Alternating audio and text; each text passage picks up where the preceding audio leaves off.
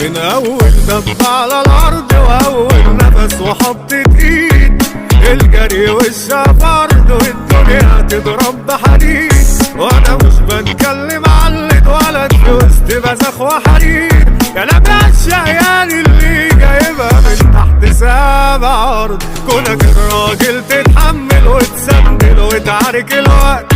بجري ورا حلم ملامحه ما تتحددش بحبة وقت، ومطلوبة تكمل كانت في سنينها وحتى تيجي دلوقت، وفي وسط ده كله بنقوم عايش عمري بيجري وراه، جري وخبط ومعفرة وضرب في كل الاتجاهات.